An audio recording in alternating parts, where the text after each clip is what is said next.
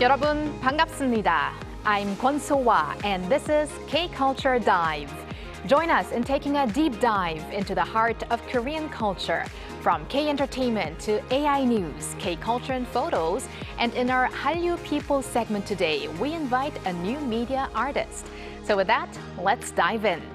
Now, throughout this entire week, Walter Lee is joining me on the show to co-host. Hello, Walter. Happy Thursday. Hello, Soa. And yes, hello to everyone joining us on K-Culture Dive today. I'm Walter Lee, here to co-host alongside Soa and bring you the latest in K-entertainment stories. So, Walter, let's kick off with K-Inter News then. The Cannes Film Festival officially kicked off earlier this week on Tuesday local time, as you reported before. And there's especially excitement over there because, for us especially, because there's quite a big presence of Koreans there. There is indeed, Soa. So, Korean director Park Chan-wook is one of those presents, and he has been drawing a lot of attention for being the first Korean to serve as president of the competition jury at the Cannes International Film Festival. Now, at a press conference held in the French resort of Cannes on Tuesday, Park told the media that Korea is no longer considered a minor country in cinema. And he thinks that's why he was chosen to serve as jury president. And I heard that director Park mentioned how glad he is that 3 Korean films were invited to this prestigious film festival. And one of those, actually, he will be judging. That's Hope. So is that an advantage? I mean, can we hope for a good result? Oh, well, fingers crossed. But right, yes, the science fiction thriller Hope, directed by Na Hong-jin, is the one included in the competition section this year. However, director Park stated that just because there are Korean films included, that doesn't mean he will give them higher scores. Now, Park has maintained a long and deep connection with Cannes Film Festival. He won the Grand Prix for Oldboy back in 2004, the jury prize for Thirst in 2009, and the Best Director for Decision to Leave in 2022. Okay, from K-films now to K-pop. Now, what would K-Inter be without BTS? So what do you have for us today? Yes, today it's no doubt that BTS are loved all around the world. And today, the Latin American community have been growing and showing their enthusiasm more than ever. Now, countries such as Brazil and Mexico have even surpassed Korea in music streaming numbers recently. Looking at the first week streaming figures by country for BTS's latest album, Arirang, the US ranked first with 115 million streams. Now, this was followed by Brazil with 78.6 million, Mexico with 75.9 million, and South Korea with 58.3 million. Now, tickets for the Mexico City Arirang concerts sold out instantly, filling all 150,000 seats as soon as sales opened, while still tens of thousands of fans who could not get their hands on tickets gathered around the venue to enjoy the atmosphere. Now, due to this overwhelming response from the Latin American fans, on the other side of the world, BTS has already added 1 additional concert each in Lima, Santiago, and Buenos Aires. And now let's talk about a boy group that's going on their first ever world tour. Yes, indeed. So, Boy Next Door are set to embark on their first world tour since their debut. Now, on Wednesday, the group announced the launch of their world tour, Boy Next Door Tour Knock On Volume 2, through official social media channels and the fan platform Weverse. Now, the tour will kick off with concerts in Seoul from July 17th through to 19th. And after the Seoul concerts, the boys will go down to Busan and then fly across the little pond to 6 cities in Japan, 10 cities in North America, and lastly 6 major cities in Asia. Meanwhile, ahead of the world tour, Boy Next Door will make their return with their first full-length album called Home on June 8th. The group has already pre-released a track called Tok Tok Tok from the autobiographical album, and will begin music show promotions starting this week. All right, thank you very much, Walter, for those updates, and stick around. Will do. And now we move on to our AI anchor Arirang for more on the culture front. Arirang. Thanks, Sua. Here's your AI guide to the latest cultural headlines from Korea. Let's begin with our top story. The Ministry of Culture, Sports and Tourism is expanding support for cruise port tourism amid surging demand for cruise travel to South Korea.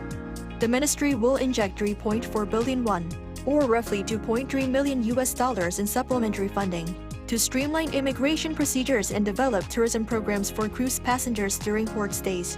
The ministry says about 320,000 cruise tourists visited South Korea in the first quarter of this year, a more than 11% from a year earlier. Total cruise arrivals this year are projected to reach 960, a jump of more than 63% on year. The ministry is aiming to turn cruise tourism from simple stopovers into a driver of regional tourism growth. 7 in 10 foreign residents in South Korea enjoy domestic travel during the one-year period from November 2024 to October 2025. According to the survey released on Wednesday by the Culture Ministry and the Korea Tourism Organization, about 70% said that they traveled domestically. More than 60% of respondents said they took overnight trips lasting at least 2 days and 1 night. The most popular overnight destinations were Gangwon-do Province, Busan, and Jeju-do Island. Nearly 94% preferred independent travel, reflecting a strong trend towards self-guided tourism. The most popular activities were taking in natural scenery and sampling local food. More than 2/3 of respondents said they would invite friends or acquaintances from their home countries to visit Korea.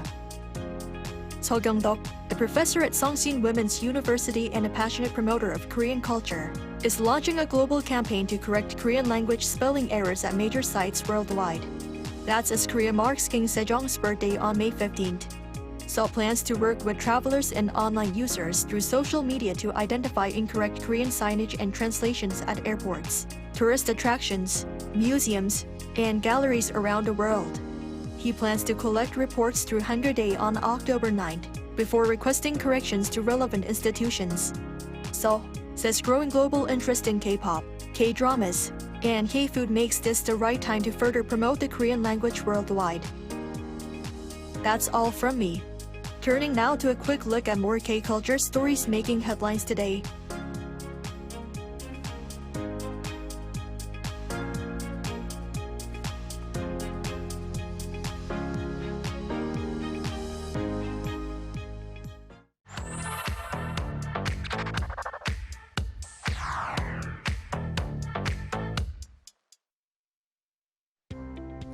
Through a single photo at a time, we take a closer look at culture in Korea. This is K-Culture in Photos. The Korean word 스승 means teacher, but it carries a slightly deeper feeling than the everyday word 선생님. While both refer to teachers, 스승 often describes someone who guides not only knowledge, but also life itself. And tomorrow, May 15th, is Teacher's Day in Korea. To celebrate, some schools prepared unforgettable events for their teachers. In one scene, teachers walk down a red carpet wearing elegant hanbok and formal suits, while students cheer loudly and hand them carnations. It almost looks like an award ceremony. Other photos capture students pinning flowers onto their teachers and parents joining in to express appreciation as well. One especially touching moment shows older adult students standing beside their teachers in tears, a reminder that learning, gratitude, and respect have no age limit. And the celebrations even reached the night sky, with drones forming a letter to teachers, as well as carnations with glowing messages reading, "Thank you, respected teachers." These women may all be dressed differently and come from different generations, but on this beach, they move together in perfect rhythm. Across Korea, wellness tourism programs are growing in popularity, and beach yoga has become one of the most peaceful ways to slow down and recharge. With the sound of waves nearby, participants stretch and balance barefoot on the sand while following the instructor's calm movements. A few people wobble slightly trying to keep their balance, but that somehow makes the scene feel even more human and relaxing. And the healing continues after sunset. Another series of photos shows starlight yoga taking place outdoors at night beside the Hallyu River. Under soft lights and the cool evening breeze, participants quietly focus on their breathing and movements. Yoga mats lined across the darkened park, city lights glowing in the background. It almost feels like the entire city pauses for a moment of stillness. These tumblers are hard to miss. Bright pink, neon yellow, orange, decorated with stickers, keychains, and charms, many young Koreans now treat tumblers almost like fashion accessories. For the younger generations, customizing a tumbler has become another way to express your personality and style. But then things get a little funnier. Because recently, a trend began spreading online where people started putting food inside tumblers instead of drinks. Tteokbokki, fish cakes, even butter potatoes from highway rest stops. Young people say tumblers help keep the food warm longer and make snacking more convenient on the go. At the same time, reusable cups are also being encouraged for environmental reasons. Many cafes now offer extra reward points for bringing personal tumblers, and during a recent government campaign, carbon-neutral reward points for reusable cups were temporarily doubled. Some offices have even started installing tumbler washing machines to encourage employees to keep using reusable cups more comfortably. At first glance, this almost looks like a scene from a science fiction film. Inside a school cafeteria kitchen, a cooking robot carefully fries food while students watch in amazement from nearby. And these machines are learning to do much more than simple tasks. Some can fry crispy chicken and prepare the grilled fish dishes like Jeju-style grilled fish, and even handle meals for hundreds of students at once. Other robots specialize in noodle dishes, moving with surprising speed and precision as they prepare steaming bowls of noodles. And yes, some can even brew coffee. Supporters say these kitchen robots can help reduce the intense physical workload placed on cafeteria workers while also improving consistency and safety in busy kitchens. And together, these scenes captured gratitude, healing, creativity, and innovation shaping moments across Korea this season.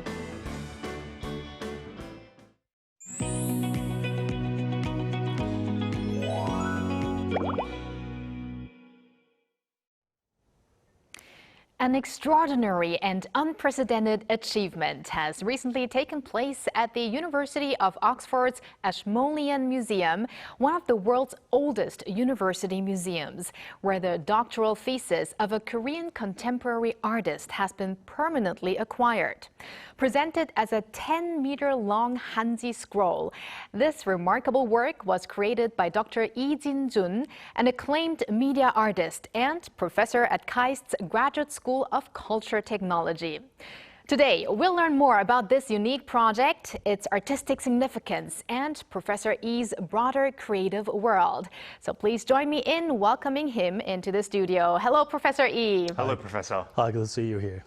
Happy to have you on this show. So first and foremost, please introduce yourself a little bit to our viewers, and also tell us a bit about KAIST's Graduate School of Culture Technology with a stress on culture. Right. Well, first of all, thank you very much for inviting me. My name is Jin-joon Lee, the professor and artist in the Graduate School of the Culture and Technology in the KAIST.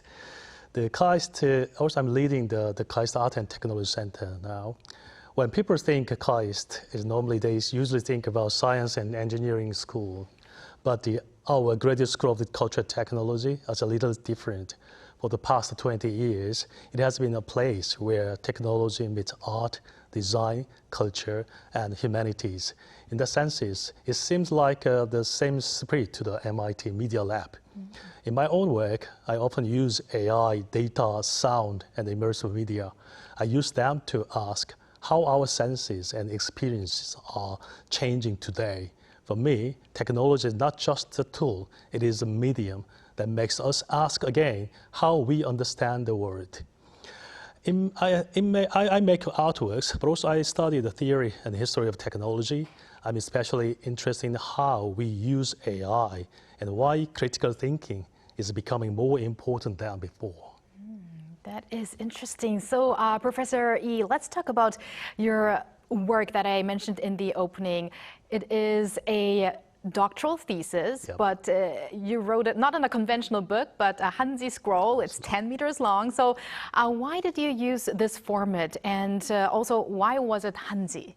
Well, yeah, my Oxford doctoral thesis was not made as just normal book, as you mentioned. Its title is Empty Garden. The subtitle is A Liminal Journey to Nowhere and Somewhere. It took the form of the 10 meters long scroll made on hanji. Hanji is a traditional Korean paper. It is made from the inner bark of the mulberry tree. It is strong and can be last for a very long time, but it's also soft and delicate. I chose the scroll form because the thesis itself was about gardens, working, and space in between. And you cannot see a scroll all at once. You have to open it slowly, follow it, and spend time with it. I wanted reading the thesis to feel like walking through the garden. And for me, hanji was not just a material. It is deeply connected to East Asian history of writing, painting, recording, and preserving. What matters was that I used the last laser printer on hanji, one of Korea's oldest media, met one of today's printing technologies on the same surface. I made 9 copies in this way. The process was slow and careful. I placed the text, images, drawings, and notes on the hanji. I paid attention to the spaces between them, their scale, and small differences in position. I wanted one question to lead naturally to the next. In this way, the work became both a doctoral thesis and an artwork. This form was necessary because the thesis was not only about knowledge in the head, it was about something experienced through the body and through the time. So could you maybe elaborate on also the content of this thesis? So what is it about? What's the core ideas of it? Yeah, the core main theme of the thesis is a liminoid. It is an anthropological term. It means in between state, a place that is somewhere and nowhere at the same time. I'm interested in places and experiences that cannot be fixed into one meaning. A garden is a good example. It is read, but it's also imagined. It looks like a nature, but it's carefully made by people. It looks quiet, but many senses and layers of time are moving inside it. In East Asian gardens, emptiness is not just an empty space. It is space left open. So imagination and the sense can move freely. Well, the title Empty Garden, A Liminal Journey to Nowhere Somewhere contains this idea. We can be somewhere and yet also feel as if we are nowhere. I connected this to media art because digital technology also creates space in between reality and virtuality, between body and image, between nature and the artificial. Right, and having your work permanently purchased by the Ashmolean Museum is an exceptionally rare accomplishment, so congratulations. But what was your immediate reaction to this achievement? Well, honestly, I was very surprised and deeply grateful. The Ashmolean is not an ordinary museum. It opens in 17th century. It is known as the world's first university museum and also as British first public museum. It was founded long before the British Museum or the Louvre in Paris. In that sense, it stands at the beginning of the Western museum tradition. When I heard that the Ashmolean had decided to purchase my doctoral thesis for its permanent collection, it felt very special. It felt as if a personal journey of research and art, it becomes from Korean, was quietly entering much larger public history of the Western knowledge. After the process was completed, the curator asked me how I felt. I said that one day my son, his son, and his son, and the later generation might come here, read this thesis, and understand what I saw, what I felt, and how far I tried to go. That would be very touching to see. And could you explain how significant actually such an acquisition is and what it represents in both the art and academic world? Exactly. I think this acquisition is very meaningful in several ways. And at first, it shows that a doctoral thesis does not have to remain only an academic document. It can also become an artwork and a cultural object as well. This work brings together Korean tradition paper, East Asian garden thought, and contemporary media art within one form. When a work enters the museum collection, it enters a long-term system of the preservation, research, exhibition, and public access. It will be cared for, studied, shown, and shared with future audiences.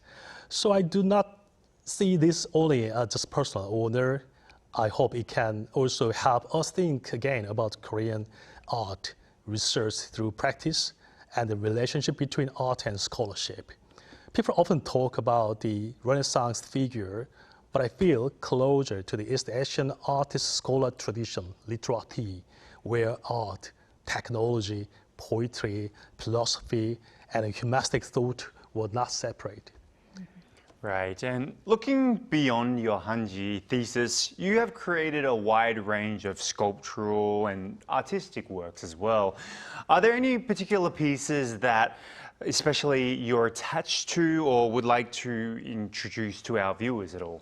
Well, I have to talk about a more recent project, and I'd like to introduce two works that look very different, but actually share the same question in the age of AI.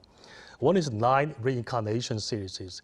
It is a post-digital series about AI images, the body, place, and memory. I begin with images made with AI, then I printed them, cut them, make collage, scan them again, work on them digitally, print them onto the canvas, and then finally draw or paint my hand. The image moves again and again between the digital and the physical. So I call this process 9 reincarnations, because the image is not simply finished once, it dies, changes, and returns in another form. This is not a return to traditional painting. It is media work on a flat surface. I'm asking, what an image can be remembered in the age of AI? Can an image remember a body? Can it remember a place? Can it still carry time, touch, and memory? Recently, I also directed a large-scale media performance called Cine Forest, Awakening Bloom. It brought together projection, orchestra, chorus, AI voice, and public space. We mapped media across the 200-meter forest. The forest was not a background, it became a participant in the performance. There was a choir of around 1,000 local citizens with about 800 AI voice agents. The 70-member orchestra performed live at the same time. The rain, wind, even insect sound, a bird song, and machine sounds all became a part of the work. One question runs through all these works: how can technology do more than make us faster? How can it help us feel the world more deeply? For me, that is the most important question. That is remarkable. And Professor Lee, what's also remarkable is your unique career path. I heard you were also a broadcast producer and you were also in business and fine art, of course. So did you have a turning point that led you to become an artist? Yeah, I got many times I got these questions. At first, I studied business at the Seoul National University. After all, I worked in broadcasting. Then, against my parents' wishes, I returned to the fine art. Later, I studied media art at the Royal College of Art in London, and completed my doctorate in the philosophy of the fine art at the University of Oxford. In the end, I realized that everything comes back to philosophy. Looking back, the biggest turning point was the moment I realized that art could hold these all different things experienced together. Business gave me an eye of the system. Broadcasting made me think about imagery, current time, and audiences. Fine art gave me a language to turn those experiences into deeper questions. So I did not become an artist by abandoning my past. I become an artist by carrying all of this with me. Professor Lee, we have time for just one more question, unfortunately. Do you have a final message to aspiring artists and researchers, or do you want to mention one upcoming project? Yeah, please do not use technology just because it's new. The real question is why we use technology and what kind of human experience it creates. Technology is powerful, but art and research also need to protect slowness, memory, care, and imagination. The better technology is, more quietly it should disappear. Then art can appear. Otherwise, it becomes only a technology demonstration. So there is one thing I'd like to say to young artists and researchers. Please study deeply, but while you study, please also listen to your own body, the place where you stand, and your own culture. In the age of AI, the most important question is not only what machine can do, the real question is this: what kind of human beings do we want to become?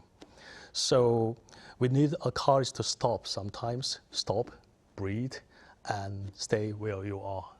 Very philosophical, and thank you very much, Professor Yi, for sharing your story with us today. We appreciate it. Thank you very much for having me again. Thank you. And thank you, Walter, as always. We're going to have you back here tomorrow. See you very soon. Thanks for watching and your interest in everything K-culture. Please tune in again tomorrow, 2 p.m. Korea time. Keep diving.